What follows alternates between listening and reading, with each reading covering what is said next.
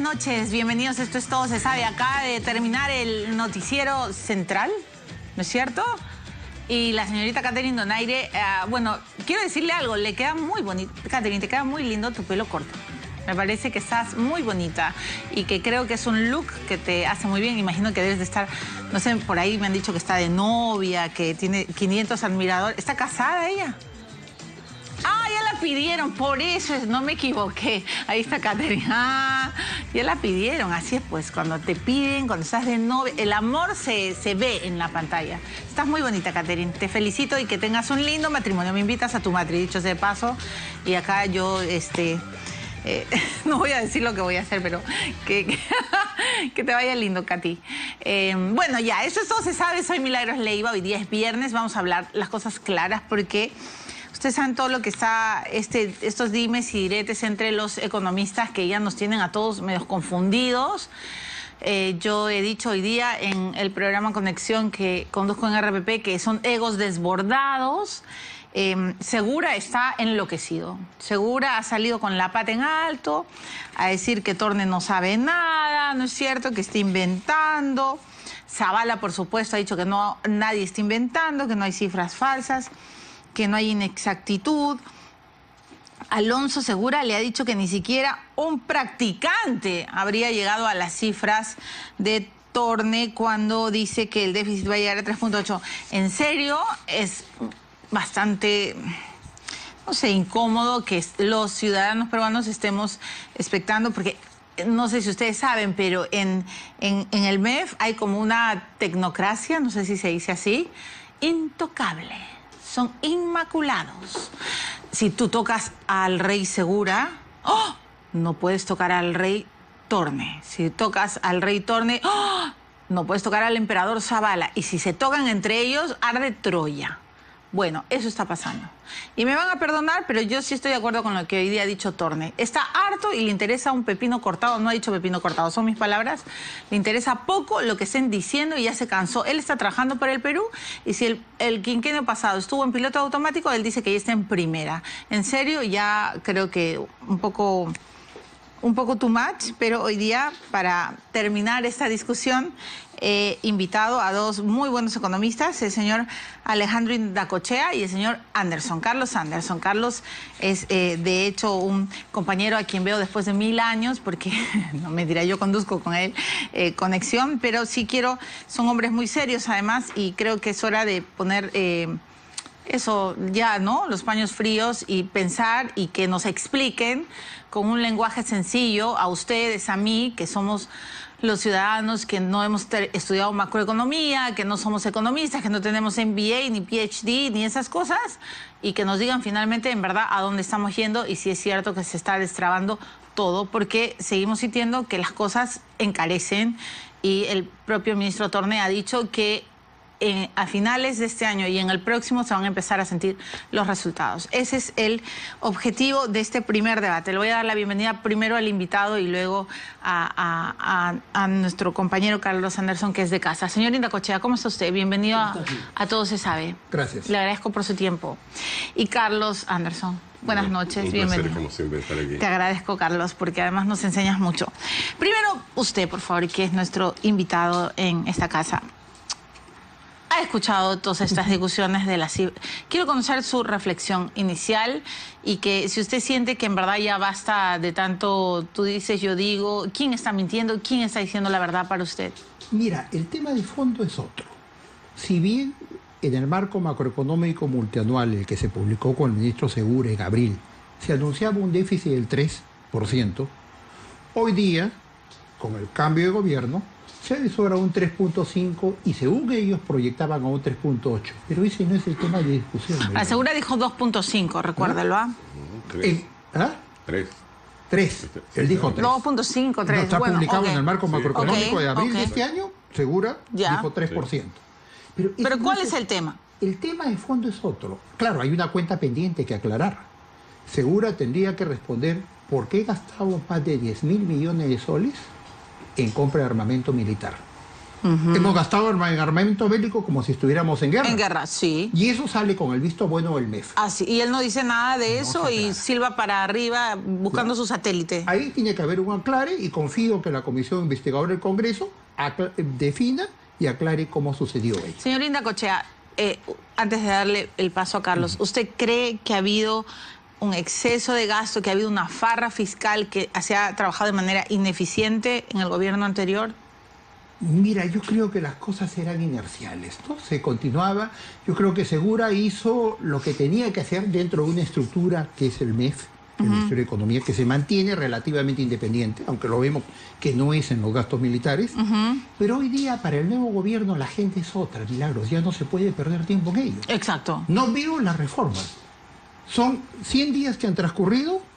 Reforma tributaria no es bajar el IGB, que no va a llevar a la formalización. Reforma tributaria no es poner el IGB justo. No, una verdadera reforma tributaria implica todo un cambio estructural en la tributación del país. No hay una reforma laboral. De 16 millones solamente hay 4 millones que son formales y 12 millones no tienen nada. No se quiere tocar, no se hace nada sobre ello. Tenemos que repensar la regionalización.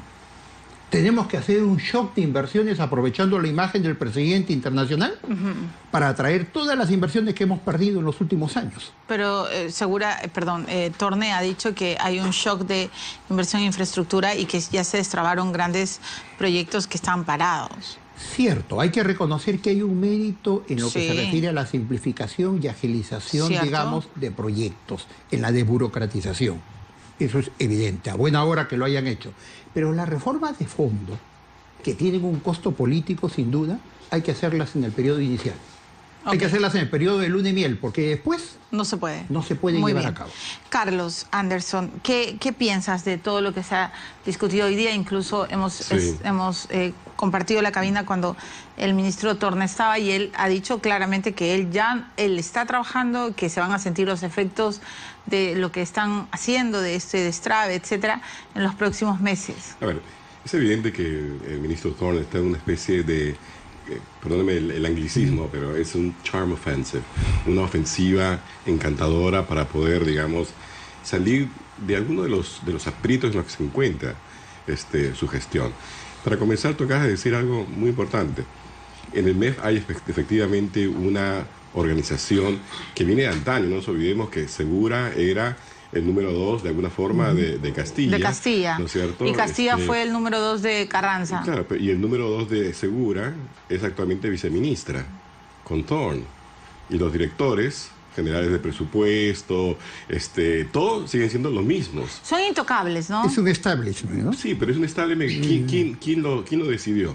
Son los propios ministros, los que, porque no me va a decir que no hay otras personas. Entonces, o sea, usted lo que me está diciendo, Carlos, es que en el MEF hay como una... Hay una inercia.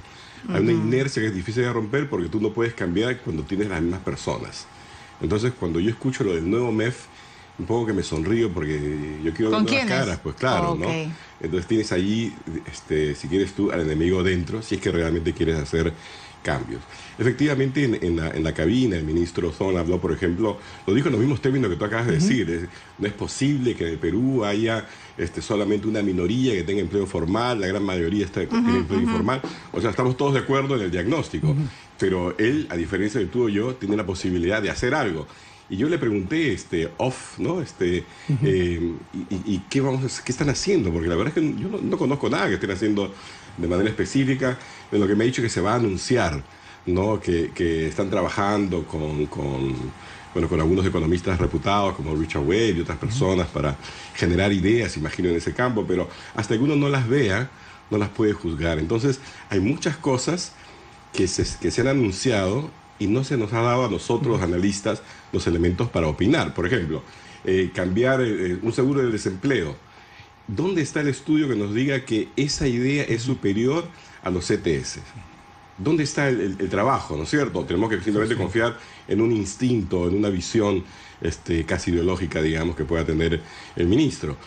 ¿Dónde está la reforma de las AFPs? ¿No? O sea, pues se ha hablado que hay que cambiar y todo, y que van a nombrar a una comisión eventualmente para que estudie el problema.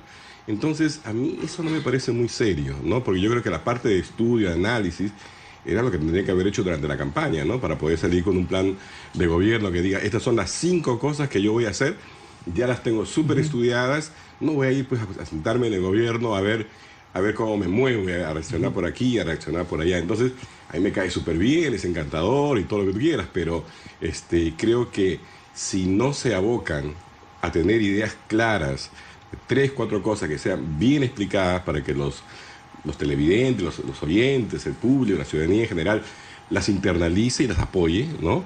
Creo que el gobierno rápidamente se va a desgastar.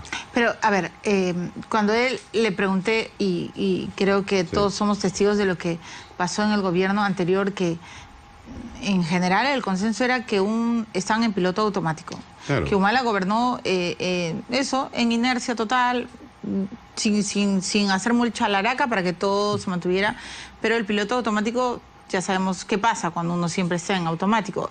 El señor Torne dice que él ya está en primera. ¿Le crees? ¿Crees que él ya empezó a acelerar y que está en primera, que ya arrancó? Mira, yo le doy crédito a Alfredo Thorne, no Thorne, para mí Thorne, en que ha hecho un análisis, digamos, académico de qué es lo que le duele al país, que es correcto, ¿no? La informalidad es el enemigo número 1 de la economía, porque significa un peso muerto para la productividad y el crecimiento económico y todo lo demás. Pero donde yo sí no le doy notas muy altas es en la celeridad con la que tiene que actuar sobre esos problemas ya identificados. ¿Me entiendes? Entonces, piloto automático es simplemente decir, bueno, aquí hay 5 cosas que se están haciendo, sigamos haciéndolas. No, efectivamente hay un pequeño cambio, pero no sé si está en neutro, o si está en primera, o si está apretando el freno mientras pone en primera. Yo creo que está más o menos allí. Quiere estar en primera, pero está medio atollado. Falta esa visión estratégica, Milagros. Una visión de conjunto. Se pierde tiempo en anuncios aislados. ¿Ya? Fuera que no se ha hecho ese análisis costo-beneficio, para mí bajar el IGB de 18 a 17, si soy informal, no me va a llevar a formalizarme. No pago impuestos, entre pagar 0 y 17 sigo pagando 0. La informalidad es un problema mucho más complejo. Y lo que va a originar con ello es un forado fiscal cuando hay un déficit del 3,5%. Entonces, ese armado del conjunto están como hipotecados en la campaña electoral. ¿Cómo van a sufrir el déficit? Se anuncia que el Perú tiene uno de los porcentajes más bajos de deuda PBI, tenemos capacidad de endeudamiento. Cuidado. Y Carlos va a compartir esto. Si bien deuda PBI es 25%, hay una deuda oculta, que es la deuda de pensiones, que es la deuda de APPs, que son las deudas de los arbitrajes. Con lo cual, nuestra deuda PBI es 50%. Que eso se descubrió con Grecia. Cuando el Banco Central revisó las cifras de Grecia, encontró que había toda una deuda oculta. Entonces, si sinceramos las cifras, no es que estemos en el mejor de los mundos. Estamos en buena situación. Pero hay que hacer los cambios que el país necesita para consolidar el crecimiento, ¿no? Y no perder esta oportunidad. No, buen punto el de la deuda oculta, no lo sabía. Lo que pasa es que no es que sea tan oculta, ¿no? Es deuda contingente, es decir, es deuda que se puede materializar. El Perú, por ejemplo, tiene este tema con un fondo de inversión que le dice que tienes que pagar 1.600 millones de dólares. Muy bien, no es que tenga que pagarlo, pero si lo pierde va a tener que pagarlo. Y en un buen manejo exige, ¿no?, previsiones, ¿verdad? Ese es un poco y la diferencia. La 2530 y la 19990. Tenemos que pagar año a año casi 2.000 millones de dólares por el sistema público de aquel entonces. Esa es una deuda que queda para los próximos 20 años. Ya, pero yo les quiero hacer una pregunta. O sea, me cuesta creer, y no sé si estoy básicamente movida por mi desinformación, o sea, no soy economista, pero me cuesta creer que PPK, siendo un economista que además ayudó a reflotar nuestro país en el gobierno de Toledo, creo que en eso hay consenso, ¿no? Sí. ¿O no? Claro. ¿Sí? Cierto. Ok, ya. No digo, de repente tienen una idea distinta y me gustaría escucharlos.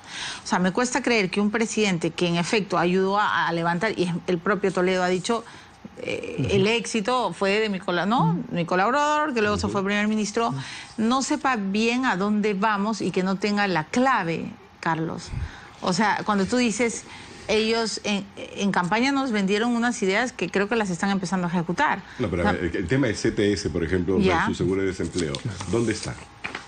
Yo te pregunto, a ver, ya pasaron 100 días, ¿dónde está el estudio costo-beneficio que nos diga que poner un seguro de desempleo va a formalizar? O sea, ¿dónde está? Que nosotros podamos mirarlo y decir, oye, sí, pues hay evidencia empírica, hay trabajos académicos. O sea, eso yo no lo he visto y creo que nadie lo ha visto. Ya, pero un equipo que entra y que de pronto destraba algo que Humala ni siquiera lo pudo hacer en 5 años, como es la ampliación del aeropuerto. Sí, pero... O sea, eso, ¿cómo...? ¿Eso a qué responde? ¿A que es un equipo de locos que de pronto se le ocurre o es un equipo técnico que dice... Tengo una pequeña experiencia ahora en el Estado, ¿no es cierto? Sí, claro, tú has estado en ese plan. Exacto, ¿no? Sí. Y entonces he visto que en el Estado hay una cultura muy particular. ¿Ya? Y la cultura que ha imperado durante el último año y medio en el gobierno del presidente Humala fue una cultura de no hacer nada para no comprometerse, ¿no? Todo el mundo se cuida las espaldas.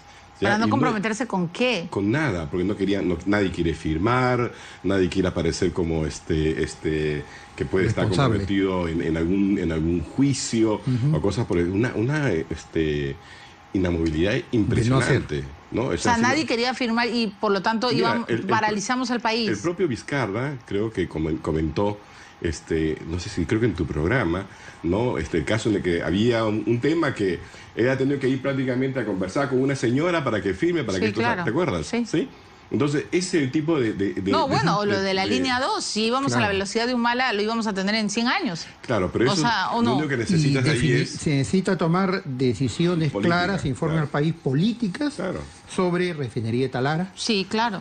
Sobre el gasoducto del sur. ¿No? Una serie de temas que están pendientes. Yendo concretamente a tu pregunta, mi impresión es que PPK está en otro lado, está en otro nivel. ¿En qué nivel? No, está en otro nivel, está reinando pero no gobernando. ¿Ya? Entonces no está dirigiendo. Se entera de las cosas, un día dice que sí es buen director independiente, al día siguiente dice que ya no, que el señor Moreno renuncia, no, después que ya lo han destituido. O sea, no está en el día a día, en esa gestión. ¿Ya? Él está en otra etapa, mirando otras cosas. Que él es el rey y que quien gobierna es Zavala. Diría que es quien está haciendo el trabajo de salir al frente, pero falta esa gestión política. Miren lo de Venezuela. Nos hemos comprado el libro de Venezuela y quedó solo, finalmente. Acá hay una agenda pendiente. Tiene una excelente imagen el Economist, el New York Times. Se sorprenden de que tengamos un presidente como PPK. Tenemos que aprovechar esa imagen para atraer inversiones, pero necesita operadores políticos. Para mí el tema es político, que no los tiene. Fuera del campo económico que estamos hablando. Que ayer en una... Sí, pero es importante lo que dice el señor Indacochea, porque ayer cuando el presidente da una entrevista aquí en RPP y le preguntan por su bancada, él sale con el humor y con la sonrisa de que bueno, no les puedo llamar la atención, ¿no? En la radio, pero es evidente que es una bancada extraña, media dividida, desarticulada. Y con voceros que creo que ni siquiera se ponen de acuerdo. Sin un liderazgo propio. Es que ¿quién lidera la bancada de PPK? Claro, y en muchos casos observa que la posición de los fujimoristas ha sido una posición a favor. Ellos se oponían a que bajara el IGB. Entonces le dieron la salida excelente al gobierno para decir, hemos encontrado la caja fiscal desgastada y no vamos a bajar el IGB. O sea, la pregunta, Carlos, es... tu visión de economista y de político, porque además has estado en el Estado. Hay esta sensación de que el fujimorismo, no quiero usar palabras que no vienen al caso, pero como que si los tuviera cogidos al gobierno actual, ¿no? Como, o no. Yo creo que los tiene asustados. Los tiene como que Halloween, contenidos. Halloween perpetuo, ¿no? ¿Tienes esa misma sensación? Sí, porque imagínate, tú no vas al Congreso y obtienes garantía y después te desvives agradeciéndole que te hayan dado algo que tendría que haberse dado simplemente porque es la nobleza obliga, ¿entiendes? Pero aquí no, aquí cada uno de estos actos ahí, mejor no nos peleemos, mejor... Ahora, ¿es un parecer o es una realidad? Porque no son lo mismo. O sea, PPK y Keiko no son lo mismo o sí son lo mismo. No son lo mismo políticamente. Económicamente, en el manejo del Estado. Económicamente yo diría que no habría mayores diferencias. Que no habría mayores diferencias. Al menos en enunciados, ¿no? Claro, porque al final cuando hablamos, por ejemplo, del caso de tributación, una reforma tributaria que, como dice bien aquí el colega, implica mucho más allá de bajar un uno o subir otro, ¿no? Hay que tener una visión realmente, qué es lo que uno quiere hacer con la política tributaria, qué quieres que sea más igualitaria, que impulse el crecimiento, ¿no? Esa conversación que alguna vez tuvimos sobre los impuestos indirectos y los impuestos directos, por ejemplo, ni siquiera, fíjate, la bajada del IGB, que podrías haberlas vendido tú políticamente diciendo, mira, queremos una sociedad más igualitaria y la tributación genera la desigualdad porque implica que la mayoría de personas no pagan tributos indirectos que sabemos que son regresivos. Nunca han hecho esa venta, no por ese lado, y han ido por el lado de la informalidad, que también sabemos, como también lo dice aquí Alejandro de la Cochea, que bueno, pues eso no va a formalizar a nadie. La verdadera solución de la informalidad viene por la creación de empresas formales. Eso te lo dicen toda la evidencia que existe hoy en día.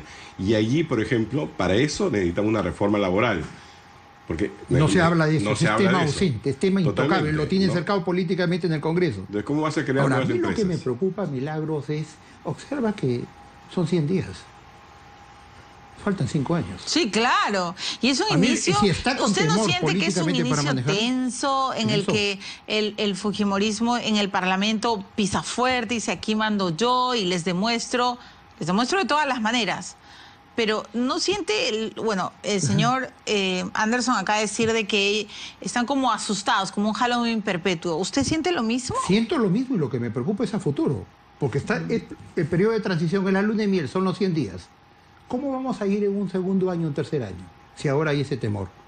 No hay una estrategia planteada, porque con el fujimorismo la estrategia es, mire, si ustedes me cuestionan todo, me bloquean todo, ustedes van a ser afectados, porque nos van a involucrar a toda la clase política. Si piensan ser alternativa al 2021, apóyenme para apoyarlos. Ya, no, pero... No sé si apóyenme para apoyarlos, porque también... Trabajemos de conjunto. No, pero también yo creo...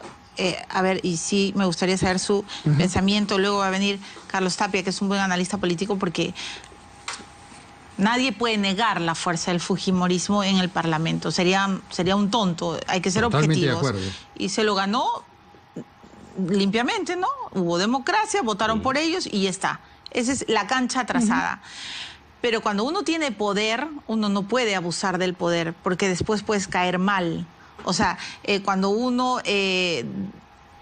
voy a elegir a los presidentes, a los miembros del directorio. ¿No son independientes? Bueno, no importa, no son independientes y finalmente quizá, como dice Klimper, Fuerza Popular tiene todo el derecho de presentar, porque si hubiera sido el Frente Amplio, seguramente el Frente Amplio hubiera tenido 73, lo hubiera presentado Campodónico y de hecho ganaba Campodónico. No, a lo que yo voy es que hay maneras, como él dice, la nobleza obliga que, tengo mis candidatos, vengan, siéntense, expongan, para que no aparezca como que... una posición dominante. No, sé fuerte. Tengo mayoría y hago lo que quiero. Exacto.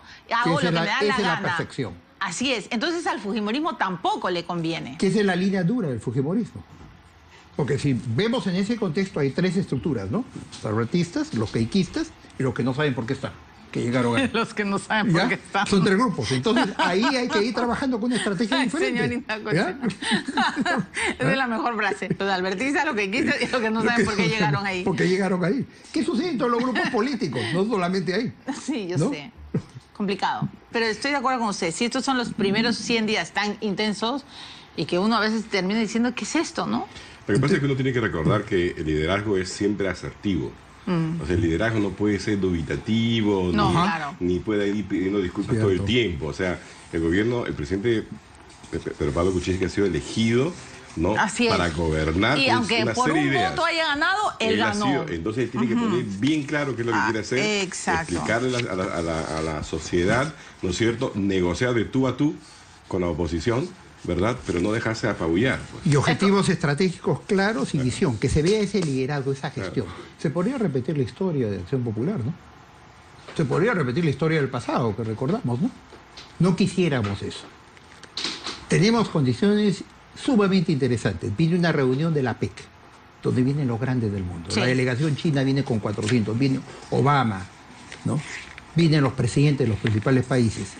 PPK tiene una presencia envidiable con New York Times, con el Economist. No, además, ahí tenemos que aprovechar para hacer una promoción como país. Y además PPK habla en estas conferencias y todo el mundo se queda callado escuchándolo porque sabe que está hablando, para empezar. podrá usted estar o no de acuerdo con PPK, pero el crédito es que sabe de qué está hablando. Y tenemos que reaprovechar Por supuesto, hay que aprovechar eso, ¿no es cierto? Pero falta gestión política. Sí, de acuerdo. Bueno, yo creo que además el Parlamento y el Ejecutivo tienen que dejarse de estar peleando y enfrentándose, que yo, que tú, que sí, que no sé, porque al final el Perú pierde. O sea, si nos va mal a todos, todos nos vamos al diablo, ¿no? Y creo que no queremos. Y la gente de proyectos mineros, ¿no? Porque bueno, mira, la Bamba nos va a implicar de crecer en el último trimestre. Son $6 millones por día que dejan de ingresar al país. Tengo que terminar el bloque, pero ha sido muy interesante. Me voy a quedar con su frase. A los albertistas, los queiquistas y los que no saben por qué llegaron, y me voy a quedar con tu frase que estamos en un Halloween perpetuo. No sé si perpetuo, espero que no, pero por lo menos hasta ahora están asustados. Bueno, muchas gracias. Gracias a ti. Señor Indacochea, señor Anderson, nos vemos el próximo año, ¿no? El lunes nos vemos en Conexión pre-RPP de 6 a 8. De lunes a viernes tengo que hacer mi cherry también de la radio. Me voy a la